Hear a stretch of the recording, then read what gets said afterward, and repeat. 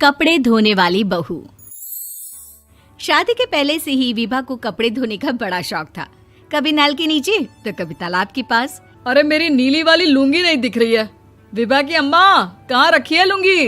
अरे वो तो विभा ने परसों ही धोकर रखी थी आपकी अलमारी में, देखो वहीं होगी। वो ना मैंने आज धो दी, मुझे लगा कि गंदी हो गई होगी। अरे कैसे गंदी हो गई थी? उसे तो मैंने पहना भी नहीं। हे भगवान, इस लड़की के कपड़े धोने की आदत से परेशान हो गया हूँ मैं। जितना तो घर में राशन नहीं आता, उससे कहीं ज्यादा डिटर्जेंट पाउडर का खर्चा है। इसकी शादी करवा दो, शादी जाए अपने घर में ही करे काम, फिर चाहे घर के कपड़े धोने हो या पूरे गांव के। हाँ ठीक बोल रही हो, देखता हूँ मैं कोई लड़का। वो दिन भी आ जाता है जब विभा को देखने लड़के वाले आ जाते हैं। लड़की मुझे अच्छी लगी।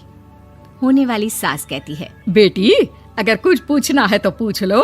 वैसे तो हमारी लड़की बहुत ही शर्मीली है, जो बोल दो वो मान लेती है, इसे क्या पूछना होगा। अरे कैसी बात कर रही हो माँ, मुझे इन लोगों के घर रहना है, सवाल तो कई है। हाँ हाँ बेटा, पूछ लो ना, क्या पूछना है। आप लोगों के घर कपड़े कौन धोता है? सास का मुंह बन जाता है। देखो, अगर तुम ये कहना चाहती हो कि तुम्हें कपड़े धोने नहीं आते तो सुन लो, कपड़े मैं ही धोती हूँ, लेकिन तुम्हारे आ जाने के बाद मैं रुमाल तक नहीं धोऊंगी। अरे चुप रहना भाग्यवान, बहू बेचारी घर आई नहीं, उसे डराना शुरू कर दिया। वो क्या है ना बिटिया, अभी तक तो ये कल्लू की माँ ही धोती थी, लेकिन अब तुम्हारे पापा तो दहेज में वॉशिंग मशीन देंगे ही। तभी विभा की माँ बोल पड़ती है, सवाल भी पूछा तो क्या। वैसे भाई साहब, मशीन की तो फिर भी कपड़े धोने की कैपेसिटी होती है। मतलब जो बिटिया दे रहे हैं ना विभा, इसे कपड़े धोने का बहुत शौक है। ये आप लोगों के क्या, आस पड़ोस गांव मोहल्ले सबके कपड़े धो दे और उफ तक ना करे। बाहर देखा नहीं आपने कितने कपड़े सूख रहे हैं?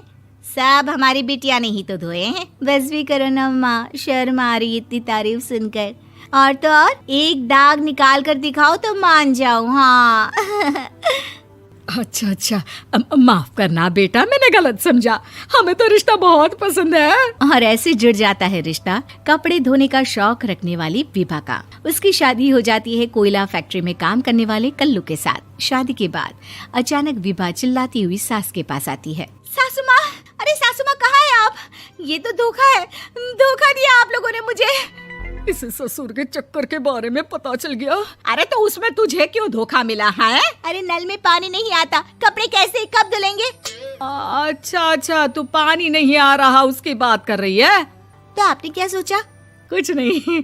अच्छा, तेरी माँ ने कहा था कि कपड़े धोने का शौक है तुझे, याद आया मुझे। शौक बोलकर कपड़े धोने वाले मेरे जुनून को कम ना आके सासू माँ, कपड़ा धोना मेरा गुरूर है।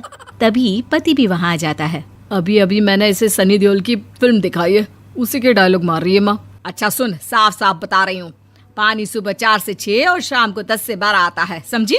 विभा टाइमिंग सुनकर हैरान हो जाती है। ये क्या भूतों का मोहल्ला है? सुबह 4 बजे उठकर कौन कपड़े धोता है? 4 बजे टंकी में पानी जाता है, फिर सारा दिन धोना ना, किसने मना किया? अरे कैसी बात कर रही हैं? 200 लीटर की टंकी में कितने कपड़े धो लूंगी मैं? सुबह ही उठ जाऊंगी मैं। अब क्या था, विभा सुबह 4 से लेकर रात के 12 बजे तक कपड़े ही धोती रहती।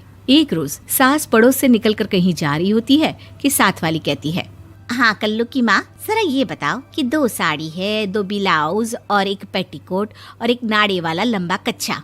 हाँ तो? अरे तो क्या, कितना लोगी धुलाई ये बताओ। धोबन दिख रहे हैं हम क्या? हमारे पति सरकारी नौकरी से अभी रिटायर हुए हैं और बेटा सुपरवाइजर है कोयला फैक्ट्री में। धोबन समझ रखा है हमें।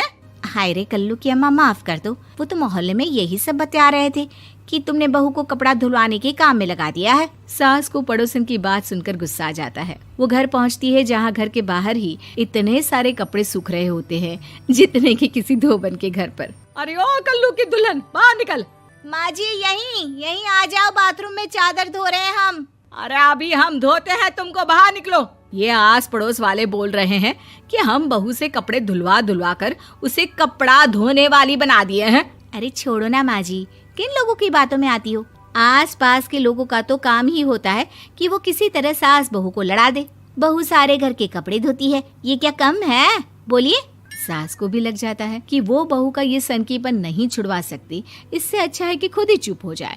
एक रोज सास और बहू मंदिर जाते हैं, जहाँ सास की साड़ी वहाँ खड़ी भीख मांगने वाली से मिलती है। माँ जी क्या बात है, आपकी साड़ी उस भिखारन से कितनी मिल रही है ना? हाँ हाँ देखो तो, दोनों की साड़ी मिल रही है। क्या बात है कल्लू की अम्मा, तुम खुद को तो अफसर की बीवी बताती हो और ऐसी सिंपल सी प्लेन साड़ी पहनकर घूमती हो। सिंपल और प्लेन नहीं है ये साड़ी। तो क्या सोने के धागे से फूल बने हैं? कुछ भी सासू माँ, कुछ भी। हाँ बने थे इस साड़ी में सोने के धागे से फूल। मेरे पति लेकर आए थे मद्रास से स्पेशली मेरे लिए 10,000 की।